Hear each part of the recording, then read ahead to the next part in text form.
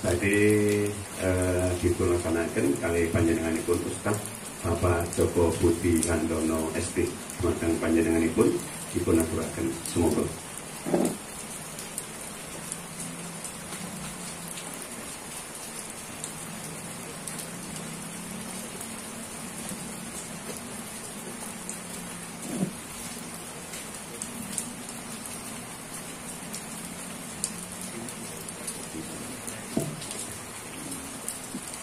Assalamualaikum warahmatullahi wabarakatuh. A'udzu billahi minasyaitonir rajim. Bismillahirrahmanirrahim. Alhamdulillahirabbil alamin. Alhamdulillahilladzi hadana li hadza wa ma kunna linahtadiya laula an hadanallah. Laqad ja'at rusulu rabbina bil haqq wa nudu an tilkumul jannatu uristumuha bima kuntum ta'malun. Asyhadu an la ilaha illallah wa asyhadu anna Muhammadar Rasulullah sallallahu alaihi wasallam wa ala alihi wa ashabihi amma ba'du. Wa qala Allah ta'ala fil Qur'anil Karim. A'udzu billahi minasyaitonir rajim. Bismillahirrahmanirrahim. Wa ankihul ayama minkum was-solihina min ibadikum wa imaikum iyakunu fuqara yughnihimullahu min fadlih. Al-ayah. Wa qala Rasulullah sallallahu alaihi wasallam an-nikahu sunnati faman raghiba an sunnati falaysa minni. Al-hadis au kama qala. Amma ba'du. Yang kami hormati dan yang kami muliakan, kami takzimi para alim, para ulama usholihin, para ustadz, tokoh agama, tokoh masyarakat, perumahan Villa Jasmine 3 ya. Bapak-bapak hadirin undangan walimatul arus yang kami hormati, wabil khusus Sohibul Hajjah, Sohibul Bed, Bapak Nasikan sekeluarga, dan yang berbahagia adik ini kalau wonten ya. Adik Aris kali adik Wiwit ya ngoten mawon. Kali jenenge dawa kula. Eling niki wonten kemanten ini. Pertama-tama tak lupa kita selalu memanjatkan puja dan puji syukur kehadirat Allah Subhanahu wa taala. Alhamdulillah atas segala limpahan karunia, nikmat, rahmat, terutama hidayah yang diberikan kepada kita. Alhamdulillah pada kesempatan sore hari ini kita semua bisa berkumpul bermuajahah dalam rangka menghadiri undangan dari Bapak Nasikan sekeluarga. Beliau mempunyai hajat walimatul arus, menikahkan putrinya yang kedua yang bernama Wijining Putri Pangestuti dengan seorang jejaka yang sangat tampan yang bernama Adik Aris Rusdi Maulana. Alhamdulillah tadi akad nikah atau akad nikah telah dilaksanakan pada pagi hari. Kita doakan mudah-mudahan Allah memberikan manfaat, memberikan barokah, bisa menjadi keluarga yang sakinah, mawaddah, warahmah. Amin. Selanjutnya salawat ma'asalam semoga selalu tetap terlimpahkan kepada baginda Rasulullah Sallallahu Alaihi Wasallam. Beliau sebagai uswatun hasanah bagi kita semua, yang telah membimbing kita semua ke jalan yang diridhoi oleh Allah Subhanahu wa taala berupa dinul Islam. Selanjutnya atas perhatian para bapak, para hadirin undangan sekalian, kami ucapkan terima kasih. Mudah-mudahan amal baik dari bapak hadirin sekalian dicatat oleh Allah sebagai amal sholih. Dan kami doakan dengan kalimat alhamdulillah jazakumullahu khairan. Amin. Semoga Allah memberikan pembalasan yang lebih baik. Amin. Para bapak, para hadirin yang berbahagia, yang kami hormati. Dalam sebuah hadis Rasulullah Shallallahu Alaihi Wasallam bersabda, "Idza tazawwaja ahadukum aja saytanu wa qala ya wailana asoma ibnu Adam mini dulu saydinuhu." Yang artinya Rasulullah Shallallahu Alaihi Wasallam bersabda, ketika salah satu kalian menikah, umatnya Nabi manusia menikah, maka menangislah setan. Setan menangis. Seraya setan berkata, ya wailana asoma ibnu Adam mini tulu taibinu. Waduh, celaka saya, rusak saya, kata setan. Anak Adam telah terjaga 2/3 agamanya. Jadi kalau ada anak Adam, ada manusia menikah, maka setan itu merasa sedih. Setan menangis. Mengapa? Karena setan itu sangat benci, sangat dendam kepada manusia. Jadi sifat setan itu seperti itu, iri, dengki, dendam. Makanya menungso niku mboten angsal duweni sifat seperti itu. Kalau manusia mempunyai sifat seperti itu, namanya sifatnya setan. Sekarang pertanyaannya, mengapa? Mengapa kok setan itu begitu benci, begitu dendam dengan manusia? Baiklah bapak-bapak, hadirin sekalian, saya akan coba kita menderes bersama-sama beberapa ayat di dalam Al-Quran. Sebetulnya banyak sekali ayat-ayat dalam Al-Quran yang menjelaskan kisah mengapa sih setan itu bisa benci, begitu benci, dendam kepada manusia. Dan kemudian apa hubungannya dengan pernikahan? Kalau dalam surat Al-Baqarah ayat 30-39 insyaallah, Allah berfirman seperti ini. Mungkin bapak-bapak yang bawa Al-Quran silakan dibuka, monggo. Atau yang bawa HP, biasanya kalau di era digital seperti ini, HP-nya itu sudah ada aplikasi Al-Quran. Saya bisa bilang bapak-bapak yang ada di sini, HP ini niku wonten ada aplikasi Al-Qur'annya, Al-Qur'an digital, sehingga sewaktu-waktu bisa dibaca. Nonton Pak nggih? Nggih. Nah, ibu-ibu niku biasanya entene TikTokan nonton niku. Nggih ta. Bapak-bapak insyaallah wonten. Titik. Nah, di dalam surat Al-Baqarah 30 Allah berfirman, "Wa idz qala rabbuka lil malaikati inni ja'ilun fil ardi khalifah qalu ataj'alu fiha may yufsidu fiha wa yasfiku dima wa nahnu nusabbihu bihamdika wa nuqaddisu lak qala inni a'lamu ma la ta'lamun." Jadi kisahnya seperti ini, Pak. Jadi suatu saat ketika itu Allah berfirman kepada para malaikat, "Hai para malaikat, ini ja'ilun fil ardi khalifah."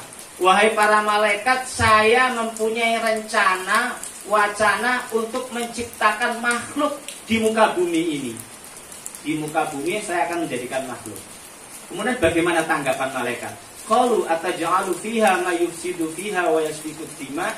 Ya Allah, apakah engkau akan menjadikan makhluk yang nantinya akan selalu berbuat kerusakan dan saling membunuh, saling mengalirkan darah? Sebab sebelum Allah menciptakan makhluk yang namanya manusia, terlebih dahulu Allah telah menciptakan makhluk yang namanya iblis. Iblis, kalau setan itu sifatnya. Nah, pada saat Allah menjadikan makhluk yang namanya iblis di bumi beberapa ribu tahun yang lalu, beberapa abad yang lalu, kalau nggih di dalam riwayat tidak disebutkan, pokoknya sebelum manusia ada makhluk yang namanya iblis. Nah, karena makhluk yang namanya iblis itu ketika diciptakan di dunia selalu berbuat kemaksiatan, berbuat kerusakan, karena memang iblis itu yang ada di dalam hatinya itu hanya hawa nafsu, sehingga selalu berbuat kemaksiatan. Akhirnya Allah memerintahkan para malaikat untuk membasmi para iblis yang ada di bumi. Dan waktu itu ada salah satu iblis kecil yang namanya Ajazil. Jadi situ malaikat merasa kasihan dan kemudian dimintakan izin kepada Allah untuk dibawa ke langit, diajak untuk bertobat dan beribadah kepada Allah. Konon kisahnya iblis bersama dengan para malaikat yang namanya Azazil itu, yang cikal bakalnya menjadi setan yang menggoda manusia, itu beribadah bersama malaikat itu beribu-ribu tahun. Nah, itu cerita. Kemudian ketika Allah menjadikan manusia, sehingga yang ada di benaknya para malaikat, kok jangan-jangan manusia itu seperti iblis yang dahulu kala selalu berbuat kemaksiatan. Sehingga tanggapan malaikat seperti itu. Kata Allah, qala ini a'lamu ma la ta'lamun. Hei malaikat, saya ini lebih tahu daripada kamu. Singkat cerita, akhirnya Allah menjadikan makhluk yang namanya manusia, menjadikan Nabi Adam, khalaqa Adam min turabin tsumma qala lahu kun fayakun. Allah menjadikan Nabi Adam dari tanah liat, kemudian Allah menghidupkan dengan lafaz kun, menjadi Nabi Adam, manusia yang sempurna. Kemudian Allah menjadikan pendamping, yaitu Ibu Hawa, diciptakan oleh Allah dari tulang rusuknya Nabi Adam yang paling atas, sehingga sempurna satu pasangan Nabi Adam dan Ibu Hawa. Kemudian lanjutannya dalam ayat tersebut, wa 'allama Adamal asma'a kullaha tsumma 'aradahum 'alal malaikati faqala ambiuni bi asma'i haula'i in kuntum shodiqin. Setelah Allah menjadikan Adam dan Hawa, menjadikan manusia, kemudian Allah mempertemukan antara manusia dan malaikat. Dipertemukan untuk membuktikan bahwa apa yang dikatakan oleh malaikat itu tidak selalu benar, gitu loh. Sehingga waktu itu setelah dipertemukan, Allah memberikan pertanyaan terlebih dahulu kepada malaikat. Faqala ambiuni bi asma'i haula'i in kuntum shodiqin. Hei malaikat, kamu sekarang saya tanya. Istilah ini nak saniki napa? Cerdas cermat.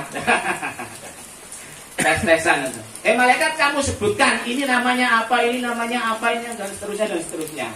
Ini apa spesifikasinya seperti apa? Beberapa nama di situ ketika malaikat ditanya oleh Allah, jawaban malaikat, qalu la ilma lana illa ma 'allamtana. Ya Allah, saya tidak tahu ya Allah, kecuali apa-apa yang Engkau ajarkan pada saya. Jadi karena memang Allah nggak mengajarkan, ya nggak tahu. Ya memang skenario Allah seperti itu. Illa ma 'allamtana innaka antal alimul hakim. Engkaulah yang Maha mengetahui lagi Maha menghukum. Begitu malaikat tidak bisa menjawab pertanyaan Allah, pertanyaannya dialihkan ke Nabi Adam waktu itu. Qala ya Adamu ambihum bi asma'ihim. Hei Adam, sekarang giliranmu. Kamu ceritakan kepada mereka tentang nama-nama itu. Itu namanya apa, spesifikasinya seperti apa, fungsinya apa dan sebagainya, tentang ilmu pengetahuan. Qala ma amba'um bi asma'ihim. Qala alam aqul lakum inni a'lamu ghaibas samawati wal ardi wa a'lamu ma tubduna wa ma kuntum taktumun. Ketika Nabi Adam menceritakan tentang nama-nama yang ditanyakan oleh Allah tersebut, kemudian Allah berkata, bukankah saya sudah berkata sebelumnya bahwa saya ini lebih tahu daripada kamu. Bahkan wa a'lamu ma tubduna wa ma kuntum taktumun. Saya tahu dengan apa yang kamu rahasiakan dan apa yang kamu tampakkan, kata Allah demikian. Singkat cerita, akhirnya pada sesi tanya jawab itu dimenangkan oleh manusia, oleh Nabi Adam alaihissalam. Nah kemudian karena yang bisa menjawab pertanyaan Allah adalah manusia Adam, kemudian untuk menjaga sportivitas, kalau orang itu kan kalau kalah itu ya harus mengakui kekalahannya, harus memberi hormat kepada yang menang, nonton ya. Sportivitasnya seperti itu. Allah berfirman kepada malaikat, wa idkunna lil malaikati isjudu li adama fasajadu illa iblis aba wastakbar wa kana minal kafirin. Kemudian Allah berfirman, berkata, memerintahkan kepada malaikat, hei malaikat, karena kamu tadi kalah, kamu kan kalah, kamu harus memberi hormat kepada Nabi Adam. Isjudu li Adam, kamu sujudlah kepada Adam. Sujud itu maksudnya memberikan suatu penghormatan, mengakui bahwa Adam itu lebih baik daripada malaikat pada saat itu. Akhirnya yang terjadi fasa jadal malaikatu ila iblis. Semua malaikat yang ada saat itu memberikan hormat kepada Adam, kecuali iblis. Nah, iblis mulai menunjukkan sifat aslinya. aba wastakbar wa kana minal kafirin. Iblis menolak perintah Allah dan dia sombong. Sombongnya itu diceritakan dalam surat Al-A'raf. Iblis berkata, ana khairu minhu, khalaqtani min narin wa khalaqtahu min tin. Ya Allah, saya ini lebih baik daripada Adam.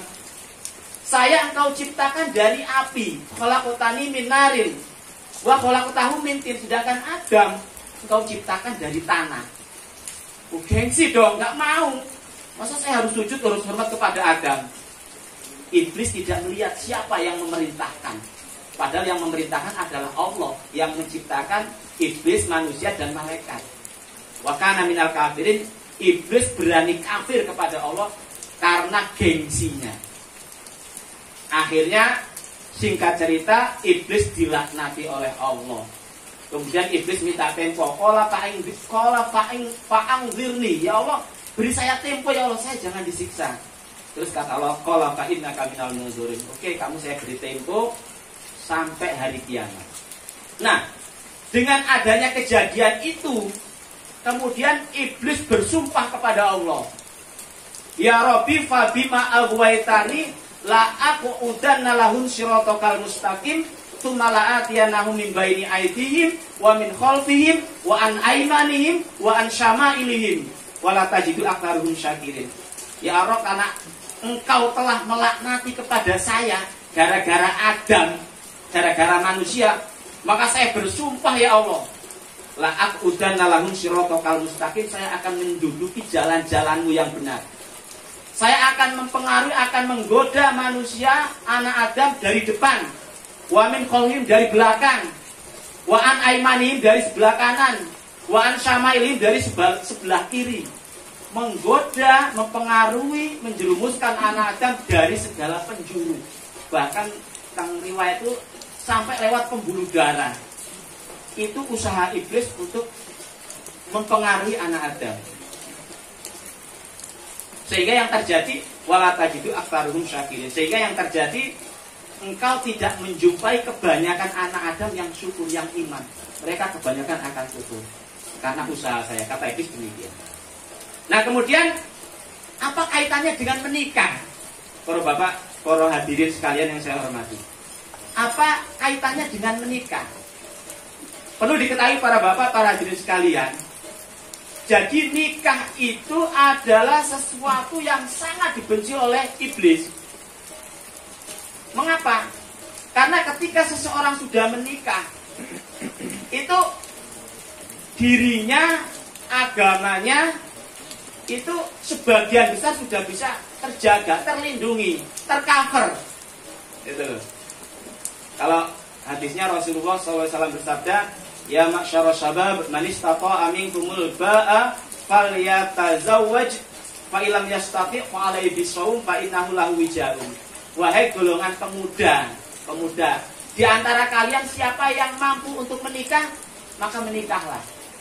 Kalau sudah mampu, ya laki-laki usianya sudah cukup, apalagi sudah mapan, sudah mandiri, itu diperintahkan oleh Nabi supaya menikah.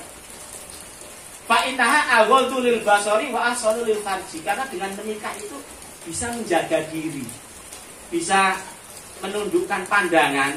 Nyuwun sewu cara bahasa Sidoarjo niku mboten jelalatan mripate.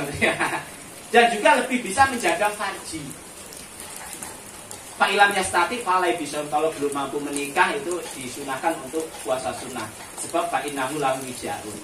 Puasa sunnah itu sebagai tameng, sebagai pelindung ketika orang itu tidak mampu melaksanakan pernikahan. Jadi dengan menikah itu lebih bisa menjaga diri. Mengapa?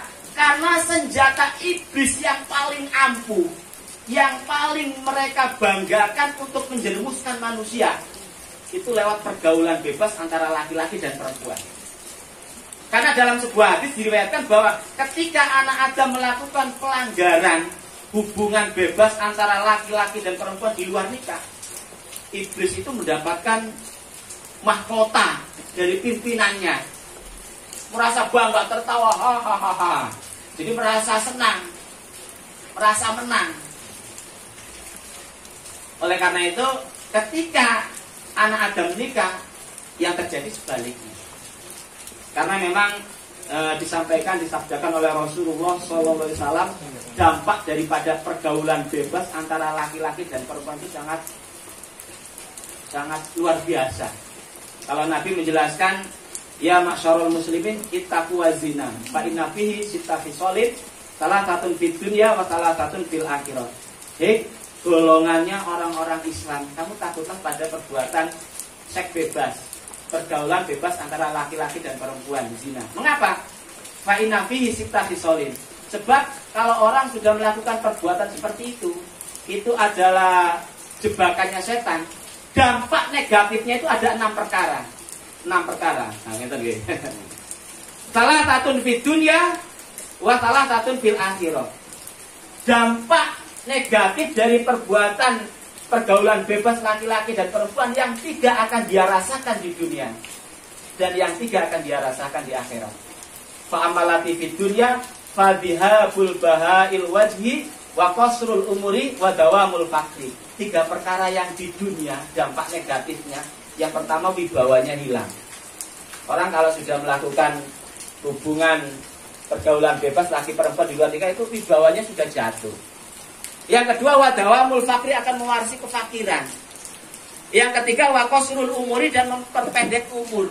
Mestinya umurnya itu panjang, dengan adanya dia melakukan pergaulan bebas umurnya bisa berkurang.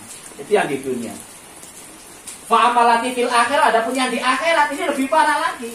Yang pertama, fasuhtullahi tabaraka wa ta'ala, mendapatkan murkanya Allah. Yang kedua, wasu'ul hisab, jelek hisabannya. Pada yaumul hisab, ketika amalannya ditimbang, itu amalan jeleknya akan lebih berat daripada amalan baiknya. Yang ketiga, pada akhirnya endingnya wa'adha benar, dimasukkan ke dalam neraka. Oleh karena itu, para bapak, para hadirin sekalian, jadi alhamdulillah ya kita saksikan bersama-sama Bapak Nasikan, alhamdulillah ya salah satu ikhtiar usaha melaksanakan kewajibannya sebagai orang tua, yaitu menikahkan anaknya ketika dewasa, ketika nisab, kalau bahasa Arabnya umumnya sudah nisab, iswayae, itu dinikah, itu kewajiban orang tua.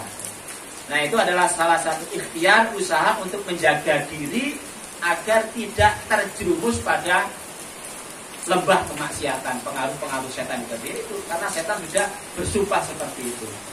Ya, kita doakan mudah-mudahan dengan pernikahan ini, di dalam menjalani kehidupan yang baru, adik Aris dan adik Wiwit diberi kebarokahan, bisa menyempurnakan agamanya, bisa meningkatkan amal ibadahnya, dan yang jelas mendapatkan banyak kebarokahan. Amin. Jadi, nikah itu sudah ada janjinya dari Allah, iyakunu fuqara ayughnihimullahu min fadli. Itu barokahnya nikah. Barokah itu napa sih, Pak? Sama-sama barokah, Pak. Barokah itu lah warung warung mangan sing ono pinggir embong iku, warung makan barokah. Jadi barokah itu kathirun fil ajri, kathirun fil khair. Barokah itu banyak sekali manfaatnya, banyak sekali pahalanya, banyak sekali kebaikan, itu namanya barokah. Termasuk nikah itu barokahnya banyak sekali. Nikmatnya luar biasa. Nah, mulai manten anyar ngeten iki ya. Udan-udan. Ya manten lawas juga mudah-mudahan ngoten ya. Jadi nikah itu ada yang mengartikan nikmat dan barokah. Jadi ninya itu nikmat, kahnya niku barokah, nikmat dan barokah. Jadi nikmat oleh manten anyar.